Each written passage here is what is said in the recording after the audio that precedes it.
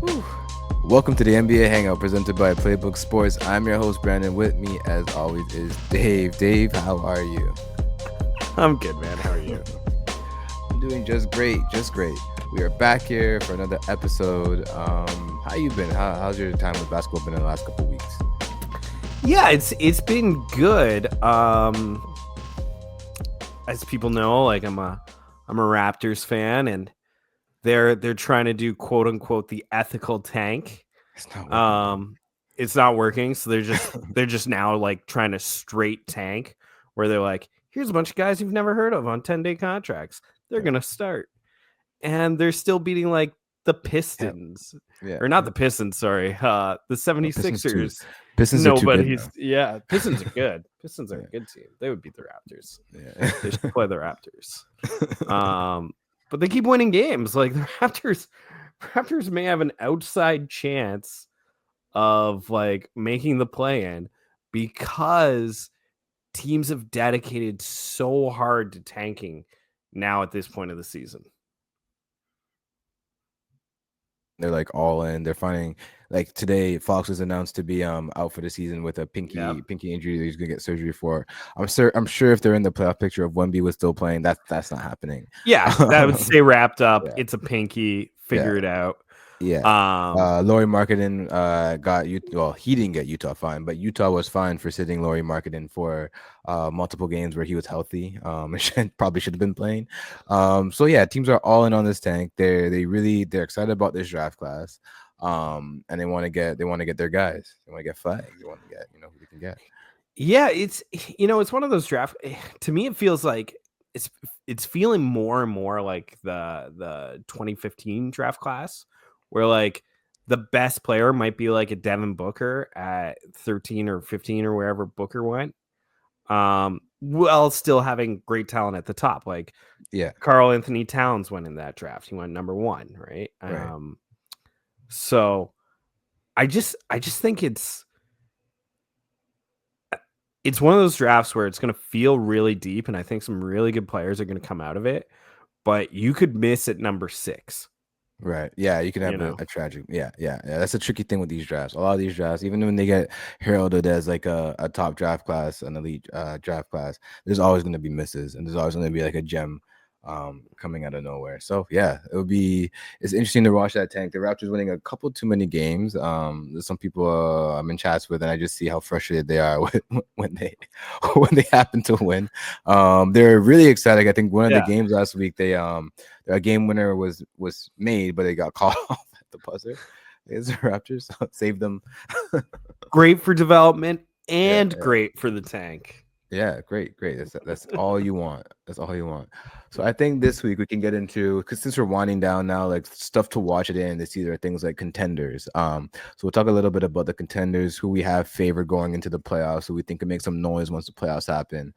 KD noise has been out there again, so we have some stuff to talk about there. Some teams who might be interested in him, how those trades would look. Does it make sense for some of these teams? We can get into all of that, and then to round this out, talk a little bit about the most improved player award this year, which some most improved player is one of those like categories, those awards that I do really like every year. I like seeing the guys who improve time and time again, and I thought early on in the season we had some really interesting ones with like Franz Wagner and Norm Powell, just like out of the blue ones, where just non-traditional guys who might have won that award, particularly in Powell, and seeing them not being available, not playing enough games to be available for some of these awards is disappointing. But still some fun things to talk about with that award. Yeah, for sure. Yeah, I'm like you. I would have liked to see it be like a Norm Powell, who at age 31 just like 10 points higher, man. Fringe all-star. Yeah. Goes from like a 6-man to like a very important starter for the Clippers. It's a shame. Yeah. The games played thing is tricky. I agree with it in principle. And what's the games plateau, like 62 or something? 65, I believe it is right 65. now. 65. See, that still feels like to be in contention for a major award, to play 65 games, like it's a little over 3/4 of the season. Is that Is that wrong? I feel like it should be closer to half because just sometimes these injuries, like you can make a big impact on a season, and you could be out for 2 months, and you can come back and still be like in great shape and be like a primary factor on your team. Yeah, 65 is the game limit right now, but I would like it to see closer to a 50 or like a 55, just to give a little bit of room for like when these freak injuries happen. Like, um, I get that they want to curb the resting and the like. They're like we mentioned earlier. They find Laurie marketing, so I get they want to curb some of that stuff. But I think there's other ways to curb that stuff. And we don't have to do it on a strict games limit. I think in principle, most time voters will take games played into consideration anyway. Um, so I think even if a player does play, like let's say they played 58 games or 55 games, I think they'll be lower in the mind of voters anyway. They might penalize them anyway if they're thinking between two players. I don't think you need to have such a hard rule at 65.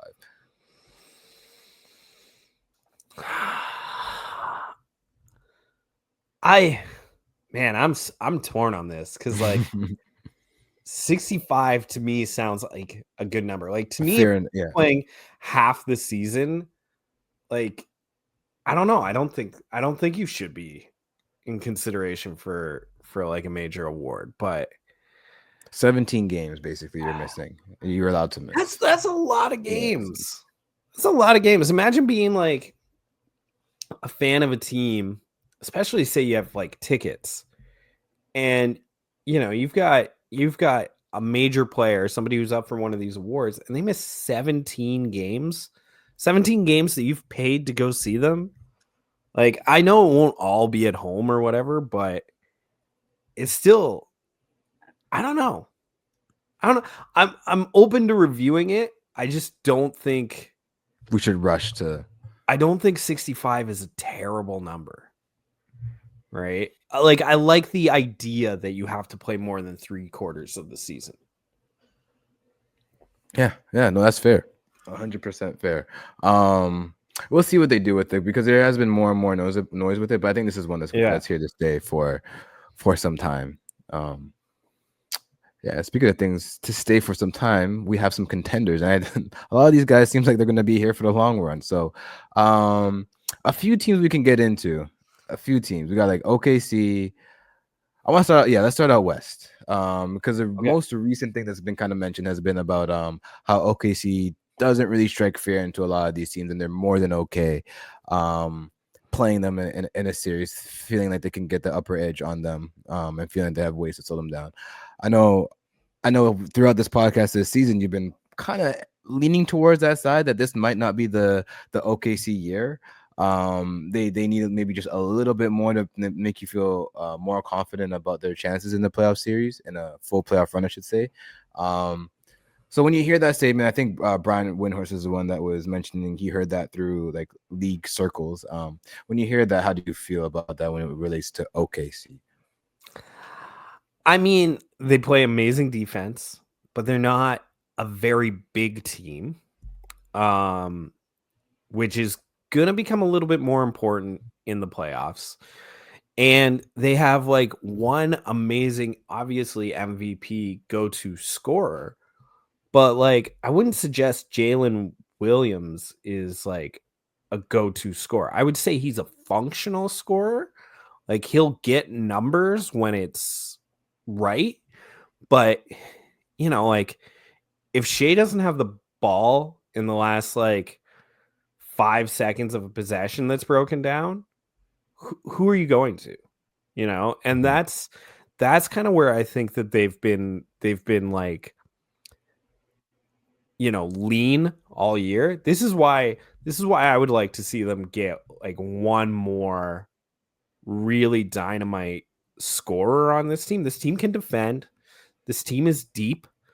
They're young, they're hungry. They've got like everything else. But if somebody shuts down Shea, or heaven forbid he gets hurt, you know, if Shea gets hurt, how do they win a series? I think it'll be very tough. They're like, trying to win that strictly on defense. I think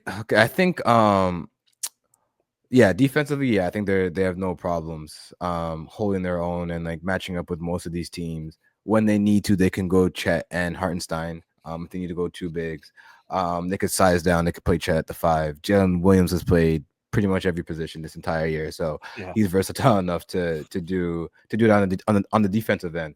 On the offensive end, what I think is interesting with them is they hold one of the best offenses in the league currently, and I think they're shooting efficiently from the 3-point, but they're not like shooting a lot of them like a Boston is, let's per se. They're still relying more on like getting to the rim first and foremost, because you have a guy like Shea, but Jalen's doing that. I know to start the year, Chet was also focusing on that. Aaron Wiggins on that team is doing that as well, getting to the basket first.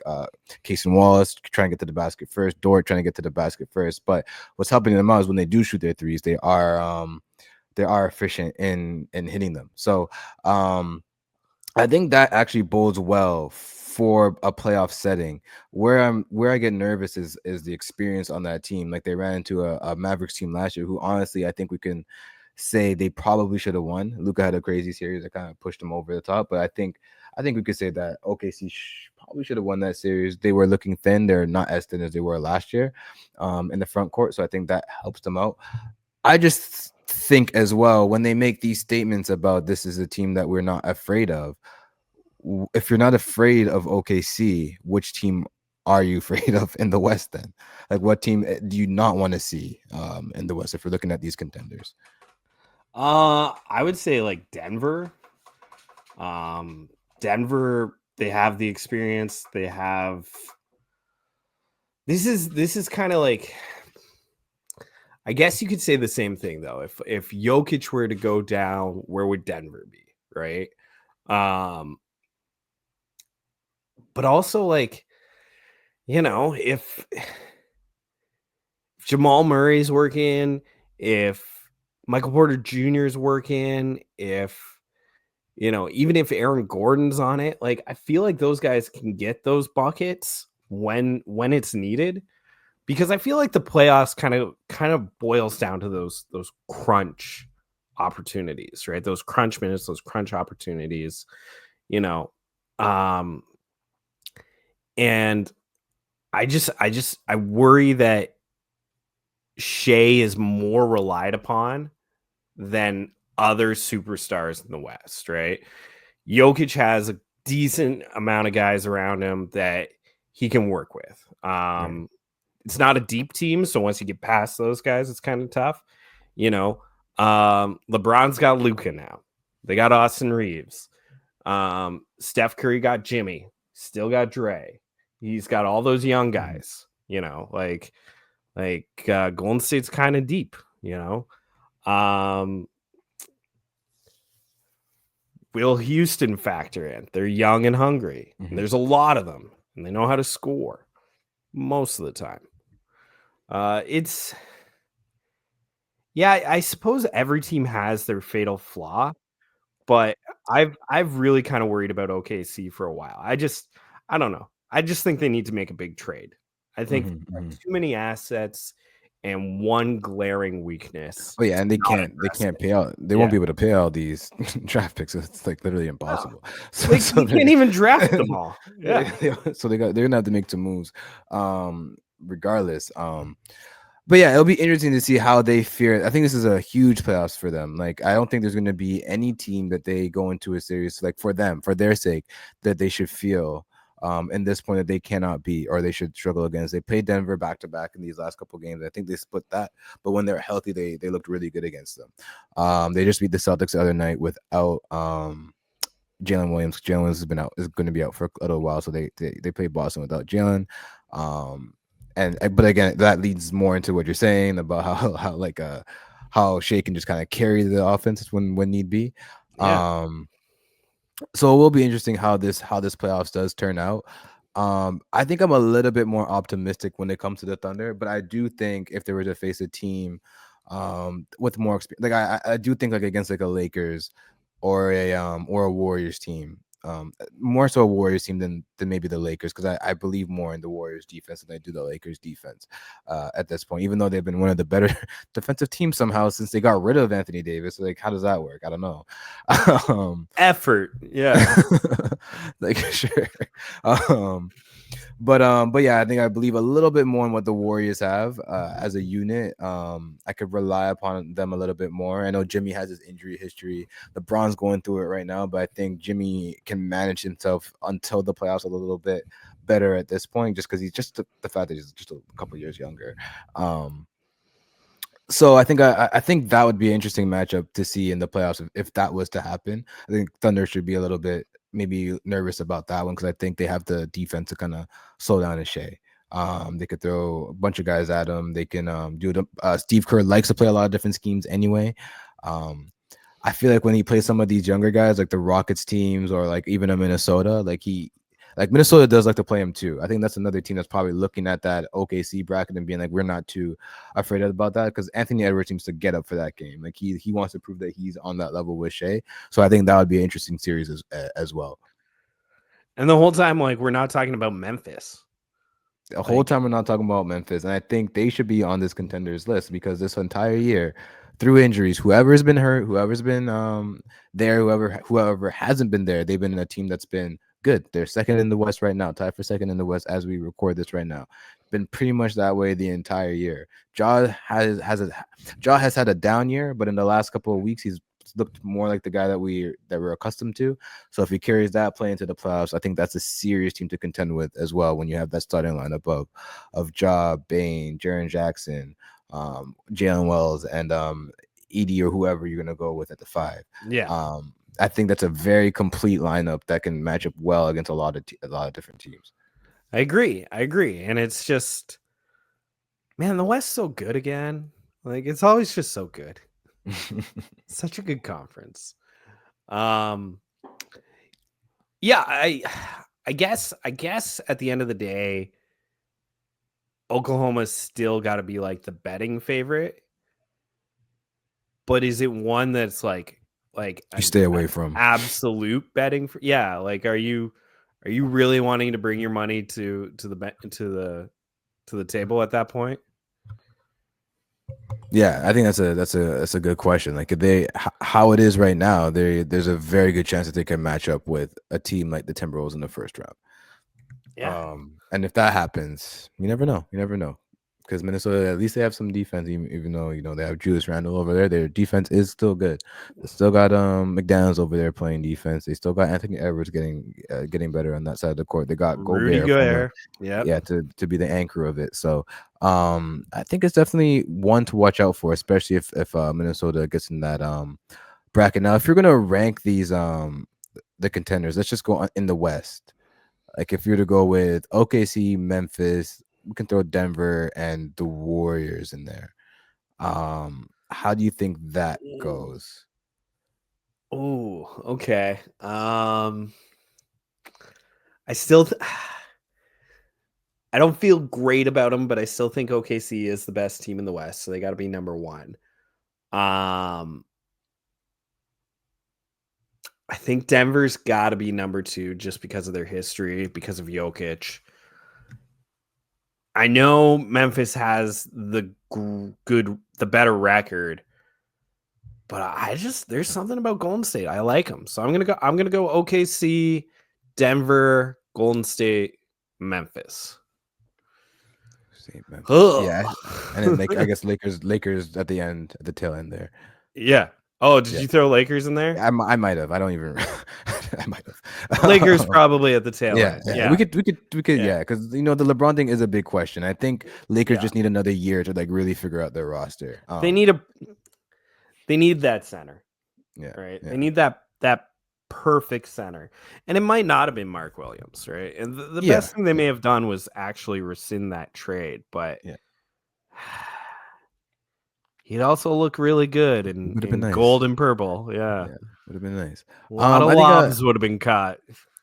I think I agree with you there. I think I might put the Warriors over Denver. I think I might have them as as my second contender. Just like they're playing again tonight. And I think they're crushing the Kings. Let's see if that's still happening. They're up by 10. It is the Kings who aren't really in this playoff picture too much, but they've lost like one game with Jimmy playing. I think they've lost like 2 or 3 since Jimmy came over, but like 1 or 2 with him actually playing. I think he just opens up so much for Steph. The way that they're talking to, they have so much belief in what they can accomplish, and that's a dangerous thing for a veteran team. And they're getting like Kuminga back, who They're getting Kuminga back. Yeah, let's be tonight. honest, Kuminga was playing great before he got hurt. Like he was Yeah. really beginning to show all that potential, all everything they were talking about. You know, everybody was like, "Oh, are they showcasing Kuminga?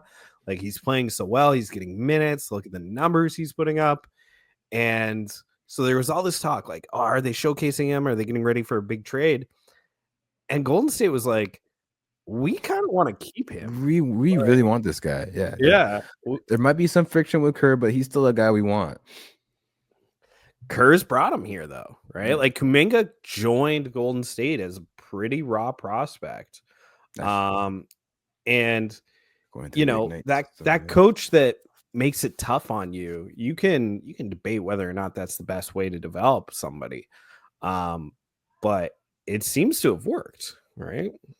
Yeah, and we could definitely see that payoff. And if he is healthy and buying into the system and everything like that, that is a crazy defensive lineup you could throw out there if you have like Gary Payton, Kuminga, Draymond, and Jimmy, and you just put Steph with that.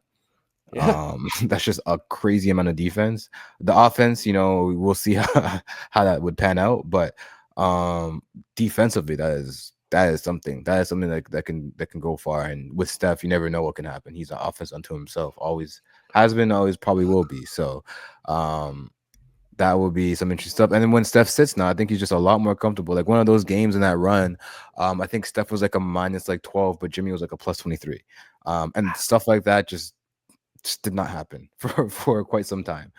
Maybe since KD was there, you would have like that level of comfort of having Steph rest. Even when they won their championship in 2022, Wiggins was great. Wiggins was great, but he's not holding down an offense on his own the way that Jimmy Butler can do when Steph is sitting. So I have a lot of faith in what they can do. I thought when they made the trade, that was the guy that they should go for. Like if they weren't going to get KD, which I thought was kind of far-fetched anyway. I thought Jimmy was just a great fit for them. I know there's a little bit of hesitance on the Golden State side to do that trade because they were worried about how he was leaving Miami. But people forget that when Jimmy got to Miami, he was extremely positive. He was great for the young guys.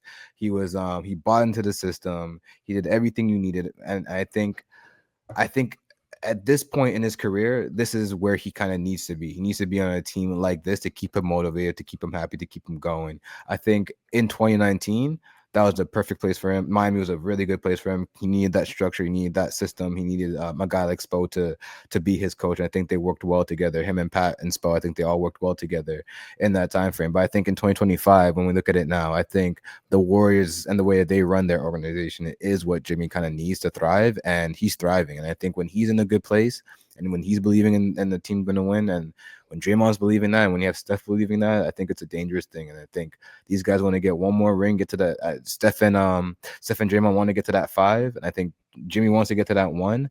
I think that's a dangerous thing once the playoffs start, as long as those guys can stay healthy. Yeah, it's just my only concern would be like if they did win, like do you have 3 guys suddenly retire? Because I feel like Draymond and Steph, they feel like they've done it, and I feel like as soon as Jimmy gets one, Jimmy feel like he's got Jimmy's he's done his close career. to Jimmy's close to retirement as it is. I feel like like he's so like basketball, like he loves basketball. Don't get it wrong. Like I think he cares about playing the game and all that type of stuff, but he loves life. Like he loves like what life has to offer.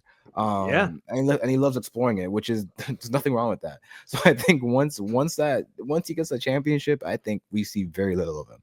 We may not even see him again. He might go into the Hall of Fame and he might not even show up. Like I don't know if we're gonna see him ever again. So yeah, that is a scary thing. It's like when they reach the pinnacle of whatever the success of this run is, what happens after that is going to be interesting. But they did a good job in not giving away any really young guys when they moved, when they went to get Jimmy. They kept the young guys, so they have somewhat of a future moving forward if it all just doesn't work out. No, it would just be my one concern as a Golden State fan. Yeah, right. Yeah. What's the next phase of this? Yeah. Yeah, and I guess I think for contenders, I think that's for the West. I think that's Yeah, I good. was We about gotta to talk about the say, East. do you not believe in the East? We gotta talk about the East because I do really do believe in the two East teams. I think out of all the teams that we're looking at for contenders, I think the two teams in the East fare pretty well against any of those teams. And I think whoever comes out of the East, whether it be not whoever comes out of the East, but whoever comes out of the East between Cavs and Boston, um, I think can has a great chance of winning the championship this year. I agree. Like, I have less questions about both of those teams than I do most of the Western teams. Like, if you shut down Jason Tatum, okay. There's like 4 other guys who can like Jaylen Brown won Finals That's MVP, not MVP. Jason Tatum, right? Yeah. Um, you shut down Donovan Mitchell. There's still Darius Garland. There's still Evan Mobley. There's still, guys who can get buckets. That DeAndre Hunter, that's true. So you can just shoot, Yeah. you have options. So I have a lot of confidence in the Eastern teams, and I think I would have a lot more confidence in the Eastern teams if they played in the Western Conference. Just that Western Conference bias. Yeah, Boston should still be considered. I think probably the favorite to win it all. I think so too. Yeah. Breaks my heart, but it is that way. That's why I'm rooting heavily for the Cavs this year. But the Cavs are a really dynamite team. 15-game win streak currently. Yeah. And I think they've gone on like 3 12+ game win streaks this year. Something like that. It's been absurd. It's pretty like when you got to win a bunch of games in a row in the playoffs, like they know how to do that. That's this for sure. team is exactly. They've figured that side of it out. Which though begs the question, because remember we had this discussion last year when it came to Boston. When adversity hits, how do you feel about that Cavs team? Are you worried that they don't know how to handle that because they've had such a great season that they haven't had to face too much adversity? They lose a game or two and they seem to bounce right back, or is that just an indication of the type of team that they have, that they can lose a game or two and get right back on track? Or if they face real adversity, are they going to be shook from it? Their light's going to get a little too bright when that happens with all the pressure. I'd like to think the Cavs know how to play tough. I feel like they played with more adversity in that no one quite, even probably still today, believed in them the way that people believed in the Boston Celtics last year for all of their success. But so, yeah, to me, the Cavs are benefiting from the like no one believes in us narrative, right? Even though they're the best record in the NBA. Yes. Yeah. Yes. They just edge out OKC, like just slightly, but yes. So, which is crazy because OKC hasn't had any of these like crazy win streaks, but they're like 2 games behind. They're like a game behind the Cavs. Yeah, it's I don't know. I know it's blasphemy, but I'm excited for the season to end. So we can get into the playoffs. The playoffs tend to be the best part. Yeah. Playoffs in the NBA Cup. Yeah. It's like the climax of of a book. It's right. That's where it is, right? Yeah. Of a book. No, I'm going through the Harry Potter stuff, so that's just on my mind. Stuff just on my mind. Boston, I think, should be your favorite. I think the Cavs are well there, and I think they can make some decent noise, and they match up with Boston. So that if we do get that 1-2 matchup in the Eastern Conference Final, I think that will be just a blast to watch, and I kind of hope that we get that. But do you think there's any spoilers in the East for that? Like, can a Milwaukee sneak in there? Can a New York? Can a Pacers? Can any of these teams kind of sneak in there and be an upset maker? Of those three, I probably like the Pacers the most. I just worry that Milwaukee, like, I love Giannis. Giannis is amazing, but I just feel like that team is somehow old and not in a good way. And then I think that the Knicks are going to get exposed in the playoffs. I think when Brunson, a 6-foot guard, I think he's going to get hunted, and I think Cat's going to be found out. Like, It's New really York, tricky, man. yeah, New York is in love with Karl Anthony Towns right now, and he's putting up counting numbers galore. But they're gonna, I worry they're gonna turn on him because they're gonna find out just exactly how engaged and how good he is at defense in such a crucial position. You know, if he was a 2 guard and he's not that great at defense, okay, you can deal with that, right? You can put a blind eye to it. But when he's your big and he's going to be put in, because the one thing that I know, one of the things I noticed from when New York played Miami, and Miami, they haven't had a great run the Yeah, it last hasn't been a few years. great season in South Beach. Yeah. Yeah, but the one thing is they know how to build these leads, and but they don't know how to keep one. I think they've blown the most double-digit leads in the NBA, and it's just outrageous. Fourth quarter leads, they'll be up by like 15, and it's just you just know they're gonna lose. You just have the feeling. But the one thing when they're playing the Knicks is that what they were able to expose in that game is like that Jalen Brunson and Karl Anthony Towns is hunting those guys relentlessly on defense. Like they had Bam and Tyler Hero just like run the pick and roll, bring those two guys. And if Karl Anthony Towns ended up guarding Weir, they brought out Weir to run the pick and roll, and they just hunted for like the first 2.5 quarters, and then they just went away from it in the fourth. But if Miami's able to do something like that for a balance of a game and put some real pressure on that defense, it was problematic for New York. Imagine what a team like Boston could do, or a team like the Cavs, like the teams who are hyper focused, even Milwaukee, hyper focused on making you pay for stuff like that. I think it's gonna be really tricky once they get into the playoffs. Plus, they're gonna be banged up. Plus, I know it was a few weeks ago when I last looked at it, but it was like minutes logged for players. Like 5 out of the top 7 were like Knicks players, or like 4 out of the top 6 were like Knicks players. There's something outrageous like that. I think that wear and tear is just gonna hurt you when they get into the playoffs, especially if they're looking to make a deep run. Gotta love Tom Thibodeau. Gotta love him. Even like success. Yeah, even Mikal Bridges is like beginning to talk to the media about like, maybe we shouldn't be playing so much. Isn't that crazy? Could we be better if we had a bench? Mm-hmm. You wonder. Yeah.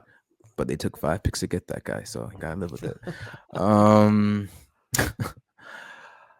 Yeah, I think that's good on the Contenders talk. I think we did yeah, good with that. Speaking about picks to get a guy. Yeah, picks to get a guy. You got KD who's on the market again. Once again, who would have thought? KD looking for another chapter. Seems to be hand in hand with the Suns. I think it's pretty mutual. It looked like it was going to be a little testy there to start when they kind of tried to trade him without telling him. But since that's out in the open now, he's like, you know what, let's just work together. Let's work together. Let's figure this out. I'll get you something good. And we can move on into our next eras for both of us.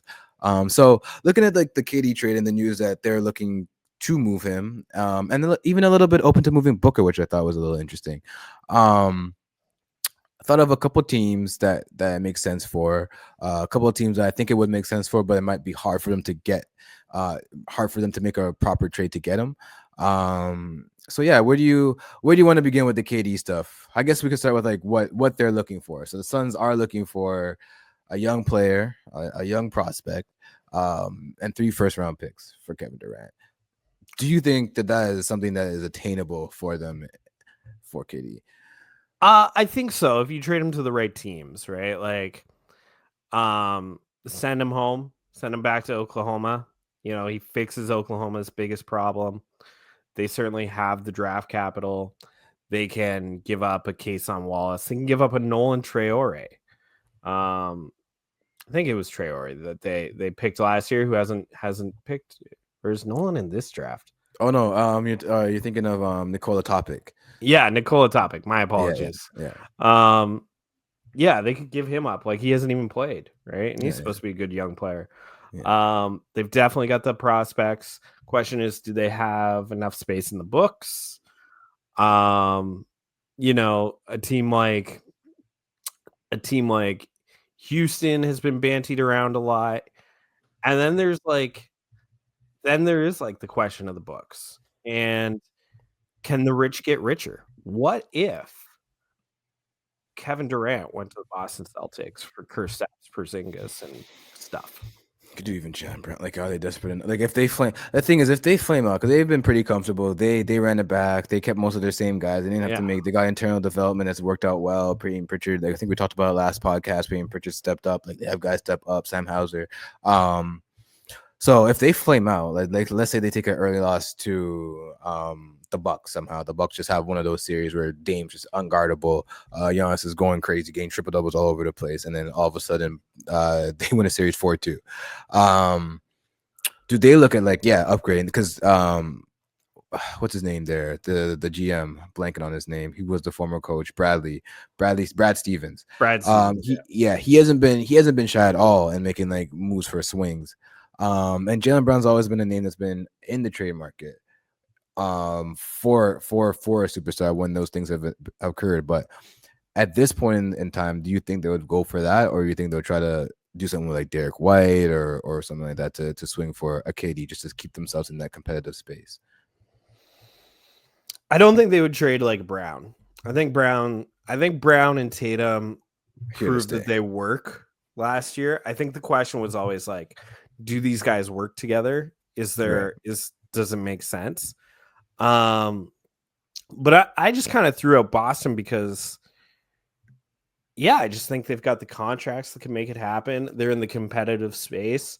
They're set up for a number of years, so they could trade first rounders without feeling it, and they would be like late first rounders, so like they really wouldn't feel it that much. Yeah, they just need to keep their seconds.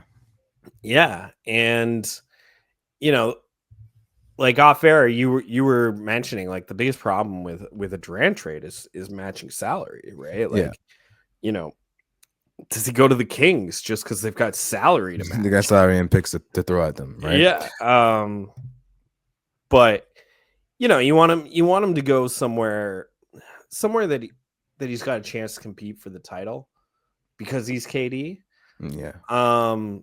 And then I kind of think Boston, because this is my other thing with Durant, is that for all of his gifts, I'm beginning to think Durant might not be the greatest guy to have in the locker room. I'm beginning to think that he's not. And I'm sure his teammates will say otherwise, but I'm wondering if he's not the best teammate. See, where I can get with that is, I remember when he was in OKC, teammate may be fine, but leader may be a thing.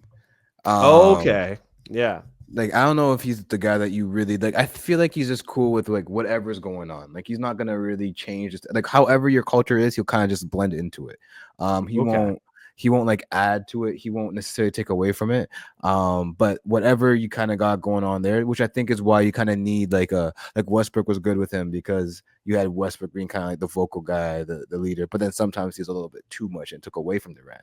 But then when you went to the Warriors, you have Draymond kind of taking on that role, and that kind of like Draymond's the leader there, so that kind of sets things in motion, and then he doesn't have to carry that. I think one of the things that I am noticing with Durant, though, maybe not so much the locker room stuff, is I think you need to have a decent amount of playmaking around him. He is a good scorer, and he is a crazy offensive threat, one of the best scorers, probably if not the best scorer, one of the best scorers we've ever seen in the NBA all time. Ever. So I think that's kind of always been there, but I think the playmaking aspect of his game, which is good, very good, probably above average, I think you still need to pair him with a guard who is pretty good. So I have some trades to look at. I think top of the list, the first team that kind of came to mind to me was the Spurs, because they still have $1 trillion picks to trade, so they can meet that pick requirement easily if they so wish. They have the contracts, so they can throw out Harrison Barnes, Keldon Johnson, and Jeremy Shohan. That matches. You add 2 to 3 picks, you can still do it. You can do Devin Vassell if the Spurs are very much inclined, but I think you can get away without doing doing Vassell or doing a Steven. I think Castle's off limits. I don't think you're getting that guy. He's gonna be stuck. But I think you can do Devin Vassell instead of Kevin Johnson, sorry, Keldon Johnson, and it will still work out mathematically. Yeah, and you got the picks. I think you're just working to see like how available like Wemby is going to be next year, like how that issue is going to clear up. But as long as he's healthy, you already have Fox. You put these two 7-footers who can shoot threes and do all these crazy things. I think you have something fun there. Now the only question I think you have there is he too old? Do you want to sacrifice that much for someone at that stage, or are you okay doing it with what you'd be giving up? So I think the Spurs could be a contender as early as next year. My issue is, and don't get me wrong, personally, I'm all about like player empowerment, and there's something about the way that like Kevin can kind of like get to where he wants to go in the NBA. If I'm the Spurs, I'm worried he's going to teach those skills to Victor. That's true. You don't want those, like, because he does it in a way that's like, yeah, he doesn't. It's not like, noisy. It's not like a James Harden. You know, like James Harden's very loud and it's aggressive and it's like, wow, he quits on the team. Yeah. Like Durant still shows up and plays. Yeah. But like he gets what he wants. He definitely makes his feelings known. Yeah. And like I want Wemby for life. Like, I'm the Spurs. I want Tim Duncan 2.0, right? Yeah. So like everything basketball wise does make sense to me. And like it's a price they can pay and do so pretty easily. And think about like Fox with Castle, with Wembanyama, with Durant, right? With anybody else playing the fifth position. Like that's a really good team. Mm-hmm. But yeah, I would have that one reservation about like, do I really want the guy I want around forever learning from like the ultimate, like to me, Kevin Durant is the ultimate like finishing piece. He is the ultimate like free agent, even if he's not being signed in free agent. Yeah. Right. Like he is that ran away. Yeah. He's that piece you obtain if you want to like win a championship. The way he was when like he went to Golden State. They didn't need to obtain him, but man, those are some of the greatest teams ever to play the game. Yeah. If not the greatest team. Like a team won 72 games and then they added him, or 73 games and then they added him, which is insane. Crazy. Yeah. Cleveland's already lost more games than them this year. Like that's, and they've had like how many over 10 win streaks has Cleveland had, and they 3 or 4 now. Yeah, and they've really lost more games. Like that's just crazy for how that team was. But yeah, I can see what you're coming from the Spurs. I think like the culture fit is one you got to ask about. A team with some culture infrastructure, at least they had that used to be their thing. I don't know if it's their thing right now, is the Heat. And I think they've been long rumored with Durant. Like there's been no secret that they've liked Durant. I think this offseason they did make a run. I wouldn't say a run for him at the trade deadline, but they did talk about the prospect of getting him during the trade deadline. I think now, seeing how the season has planned out, I think they'll be more aggressively trying to get better players over. Hopefully, I think this is kind of like woken them up to that. So if they were to make a move for Durant, it would look something like, there's two options I kind of put out there. The first being probably the least impactful to Miami, which would be Rozier, Duncan, one of Jovic, Ware, Hami, and 2 picks. They'll kind of take their choice of which young guy they wanted there. They'll get their 2 picks. Decide if there's just Rozier and Duncan. You could do whatever you want with Rozier. You could do whatever. You can keep him. You could send him to another team, whatever you need to do. I think Rozier would be expiring. Duncan would be close to expiring as well. So not bad contracts that you can get, movable pieces. The other option would be Hero, Duncan, and 2 firsts for Kevin Durant. How do those options look for you if you're the Suns?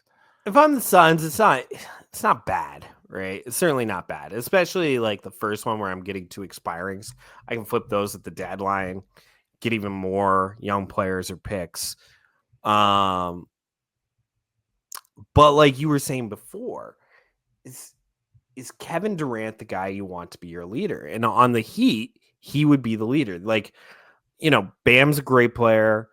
I'm really impressed with Tyler Hero this year, but they're not that vocal, like take charge leader. The way that Jimmy was, the way that Dwayne Wade was, LeBron, all these guys in the past, even Udonis Haslem was in the past, right? Like they just don't have that guy at the moment.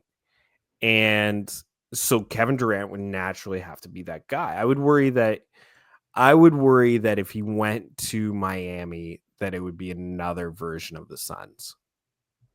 And honestly, they're right next to each other in the standings right now. The Suns have been pretty bad. They might be a little bit better, but yeah, it's been the similar issues have been going on in Suns lands that's been happening with the Heat. I will say this past 2 years, Bam has been the captain of the team. He's been a little bit more of a vocal guy. He gets along very well with KD, so I think that works well in that favor. Like I think KD, Spo, and Bam won gold together in the last USA Olympics, in the last Olympics with 4-Team USA. I think the respect would be there. You still have Spo as like that guy to kind of make sure they manage the Eagles and all that type of stuff. And I think KD's just the kind of guy who just kind of just wants to play basketball. He doesn't want to do too much, like like you said, not the crazy leader, but he just wants to play basketball and fit in. And I think on a team like the Heat, that is okay. I think they have enough of their infrastructure to kind of contain the rest of the rest of the stuff. I will say that this has been a heavily debated topic within the Heat's the Heat's fan space. Like I don't know how many people are so on board with getting a Durant as they were maybe a year or two ago. I think they have their eyes on other guys, kind of like a Rozier, not a Rozier. They want to get rid of that guy. A Trae Young, or a LaMelo, or someone of that ilk, someone younger, someone who could help them for a longer point of time. But I just don't know in this iteration of Miami if they're going to be able to afford a guy like that. Like you just got your pick situation kind of settled out. I don't know if you're going to be able to give up the picks that you're going to need to give up to get a LaMelo Ball. Trae might be a little bit more attainable since they've been kind of leaning that way anyways, but I don't know if Trae is a guy that the organization feels comfortable with. And you can qualm with you can have your qualms with the Miami front office with that one, but I just think that's the way that they're thinking about it right now. I don't think that's a guy that they truly love when it comes to winning basketball. So I don't know if they're going to look for a guy like that. So with the options that would be available kind of immediately, if you want to get back into that competitive light, I don't know if this is a trade that brings you into the contender level, like into that Cleveland level, into that Boston level, maybe put you closer to the Bucks level. Depending on how you fill out the rest of the roster and what you end up giving up. But I think it's a move that they definitely have to look hard at and decide if that's something they want to do or if they want to lean even more into this youth movement. Like, I think I agree with the Heat fans who are looking for a guard. Like, to me, the Heat are a lead guard away. For so long they've been. They always are.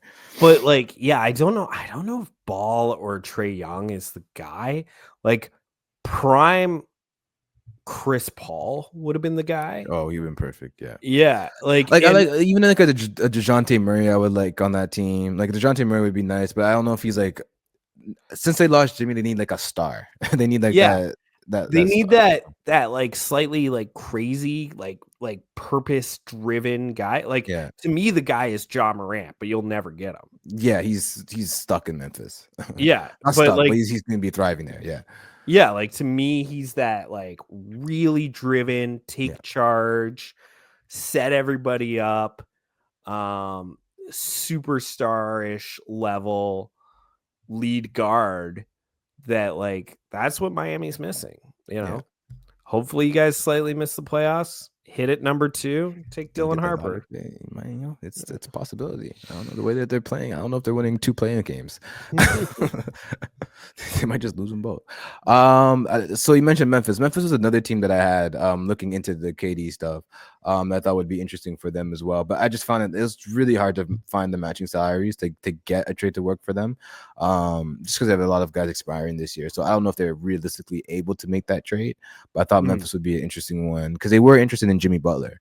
I think they should have just pulled that trigger, even though Jimmy wasn't interested in them. I think they like looking at how it's panned out for Warriors. I think you just kind of pull the trigger and see how it goes. Yeah. But if they were willing to do that, then I think they should be willing to do KD as well and see if they're able to get something to work out with for that.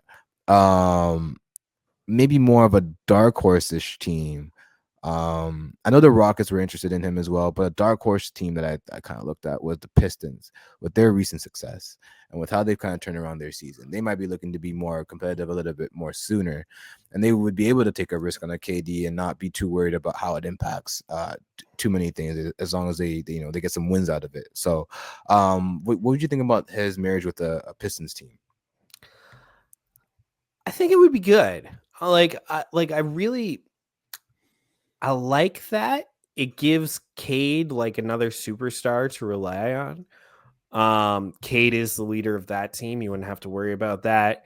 If they don't lose Isaiah Stewart in it, like he's the crazy man on the team who's going to yell at anyone. Same with like Ron Harper. Like they might actually yell at Kevin Durant. And he's going to be like, "Do you kids know who I am?" Like, I'm Kevin Durant. I'm Kevin effing Durant. I'm the Slim Reaper. But I don't know. I almost feel like he's too old for that team in a way that like we kind of like off air. We kind of talked about it briefly, just like same kind of vibe with Houston and you mentioned it with San Antonio as well. It's like Kevin's not a young guy, and if the whole team are young guys, like it takes the right personality to work with that. To match. Yeah. Like you can look at your own like workplaces. If there's one person who's like an outlier age-wise, it's always a little bit weird, especially if you're that one person, right? If you're that one person, like, I'm almost 40 and I work with teenagers a lot, and it's just like sometimes I'm like, you kids, like you don't even know what the movie Flubber is. Like, what a great movie. No, but yeah, and yeah, that's my worry with a lot of these ones. I think the Pistons one would be fun just because I think him in the Pistons jersey would just be cool. Yeah, I think Kevin Durant's like one of those guys who like I said, he just likes playing basketball. So I think as long as he's on a team that has like some type of good positive energy around it, I think he's cool. The age gap would be weird. it would be weird, but maybe you're able to string along a couple other vets with him. Could Denver pull it off? That would be some wild stuff. I think Denver Jokic and Durant. As long as you're willing to give up Michael Porter Jr., I think that's not a question for them. Then I think you're in the ballpark of being able to do that. And then then you have something pretty insane right there. Two offensive, like I said, you need a point guard around Kevin Durant. Well, you gotta arguably the best one there in Jokic. Which would be Jokic would finally like, he'd be like, great, I get to pass the ball all day. I finally get to like outpace with assists my scoring. That's all I ever wanted. The Rockets thing is pretty interesting, but I think we'll get to them another day. I think they're more interested in Booker than they are Kevin Durant. Yeah. And I think Booker just makes more sense for them. Yeah, I think so too. Like they have a gluttony of guards, and they'll probably have to move guards to get a KD. And I think you don't want to move those guards. You have to move Fred VanVleet if you want to get KD, pretty much. And I think you kind of want to. I know they drafted Reed Shepherd. I know he's supposed to be the next guy, but he hasn't played much. We haven't seen much of him. And if you're going to contend next year, I don't know if he's ready. So and then is Amen Thompson a point guard, or is he like some sort of weird center? Yeah. What is he? I don't know. He's a basketball player. That's very good. I don't know what he plays, but I like him. Yeah, so I think it makes for some questions there, and I think you want to keep like a Fred VanVleet to pair with the Kevin Durant, and if you have to give up a Fred VanVleet, I think at that point you're looking to just keep Booker, or look to get a Booker. Find out ways to do that. Yeah. I agree. I agree wholeheartedly on that. I feel like Booker just makes more sense for them. They can afford him. If he's got to play point guard, like if you do have to give up a Fred VanVleet, Booker can slide in and play point guard, even though it's his off guard position and he's more naturally a two. He's really kind of shown, especially with this iteration of the Suns, that like he can do the job. He can certainly do the job, even with guys, double teaming him. What he doesn't like, even though he he'll doesn't like still it, do the job. he can figure it out. He likes to blend in. He's good at blending in now in whatever offense. We saw it on the Olympic team. He's also a guy that was able to just play whatever role that was needed. So yeah, I think he'd be ready for that. Back to the Heat, just quickly, it just pops in my mind talking about guards. Is I think one of the hesitancies I would have with getting a Durant if I'm the Heat is that if I am going for, we don't have a lead guard to help with that playmaking. Davion Mitchell has been great. Since he came over to the Heat, he has had a great like assist to turnover ratio. His offensive scoring is still a little bit of a worry for me, and I think he just needs to be that threat. He needs to be more of a threat there. Great guy I think ideally he's coming off the bench for you. And I don't know if you trade for Durant, if you're gonna have that, he's gonna probably have to start. Which I don't know. I don't know how I really feel about that if I'm Miami. To me, when Miami picked up Davion, I was like, oh, Miami's got their backup point guard for the next 10 years because he's a perfect backup point guard on the Miami Heat. Yeah. Like he just fits everything that they do, but he doesn't have lead guard scoring numbers, which that's fine. Like he's going to have a long career, and especially now that he got to Miami, I think his career could be even longer, but he's just, you're right. At some point you need your lead guard to score. Yeah. And this has been a problem with like the Timberwolves and Mike Conley, right? Like Mike Conley is past his era of being like a go-to scorer. And like, to me, that was an issue last year, especially in the playoffs. Anthony Edwards couldn't do everything and he needed some help in the backcourt. And Mike Conley's a great player. But to me, he's a backup guard at this point. Yeah, exactly. And I think those lead guards they're few and far between. It's hard to find those guys, but they're super important for making things run. And once you can get your handle on them, especially when you have guys like Bam and Ware on your team, like you just need a guy who can kind of just put that all into motion. If you keep Hero too, Heroes have to do so much lead ball stuff, and we'll talk about him a little bit here in the most improved section. But he had to do so much lead ball stuff, and that's not really his game. Like he's able to do it. Like I feel like I've said that a million times on this podcast. Hero can do it. It's not what you want him to do. You want him to be a secondary, tertiary playmaker on your team, attacking a defense that's already bent. And when he has to be the lead guy, it's tough. Yeah, Hero to me is a Booker light, right? Like, yes, he can do the job, but he's more suited to scoring.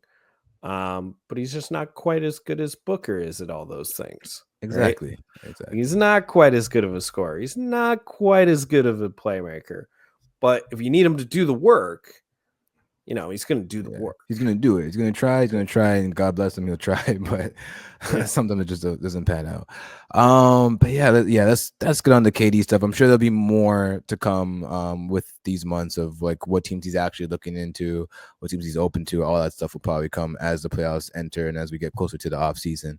But quickly before we head out, I just want to touch on most improved player. Leading that in all the betting books, all the sports books, is Cade Cunningham. And you have Dyson Daniels, you have Tyler Hero, you have Christian Braun, and you have Evan Mobley to round out the rest of the group there. Out of these guys, who would you really vote for most improved player? And is there like a dark horse that's not on this list that you would look at? With my mind, I would vote for Cade because he went from, like, in 1 year, he's gone to all-star level, but he's probably all NBA level as well. Mm-hmm. I had him in MVPs. Yeah, just an episode ago, you were saying like, "Hey, have you thought about Cade for MVP?" Yeah. So that's a massive jump. It's just kind of one that was expected. My heart, Yeah, I would exactly. say Dyson Daniels. Mostly because he wasn't, even when he was like drafted and even when he was on like the Pelicans, he wasn't supposed to be this good. Right. And he's had a really nice jump in Atlanta. Really kind of like Great Barrier Thief. He got an awesome nickname because he earned it. Mhm. So he's been I love a a lot of defensive fun. nickname. Yeah. He's been a lot of fun and a little bit more unexpected, which for most improved I like. Obviously, you and I are both like Norm Powell heads. We would have Yeah, loved to we see love him that. do Yeah. it. Age 31 season. That's really cool. Because Yeah. yeah, you're right. These are all young guy jumps. Because even my dark horse, we just talked about him. It's Amon Thompson. That's a Like good one. he's had But he's a this top five stellar pick. jump, but he was a top pick. Yeah, you're Yeah. right. Like this is what we expect of these guys. Yes, So these guys are drafted so high because we expect them to turn into stars. Um, but yeah, I think I'm with you there. Like the Christian Braun one is kind of interesting. Dyson Daniels is interesting as well because yeah, he had a pretty big jump. He also just got more opportunity, got a good fit. Leading the league in steals. He's looking like a defensive player of the year candidate as well. I know some people have him out there. I think the only things that are really working against him there is one, the team defense isn't the greatest, and yeah. two, he's a guard, and guards just it's hard for guards to win that award. Um, so I think that one's an interesting one. I think Mobley, I was more in on for whatever reason early on in the season, and then as the season went on, I think I felt like, you know what, this is kind of like what I expected from him. Like this is who he should kind of be. Yeah, Also, it should another have been guy from that's the in onset. Yeah. yeah, also a guy that's in like the defensive player of the year conversation as well, which is, you know, some young guys with some great defense, which is great to see. Hero, I think, made that jump as well from like good player to like an all-star level player. He had an all-star. He was playing at an all-star level for most of this year. He hit a bit of a wall. You know, it's gonna happen. You know, defense pay more attention to you. You gotta figure things out. He's getting blitzed a lot. He's getting doubled a lot more. So figuring all that stuff out has been, you know, a process for him. Even though his playmaking has been much better, I still would rather him be a secondary player. But I think even with him, I feel like it's something that was somewhat expected to take a little bit more of a jump, especially with Jimmy leaving or heading out. Which leaves kind of Christian Braun, who plays next to Jokic, which makes everything hard to evaluate because everything around that guy looks like gold. So I don't know what to think of Christian Braun, other than I like how hard he plays. His shooting hasn't been as much of a issue as it was perceived that it might be so far.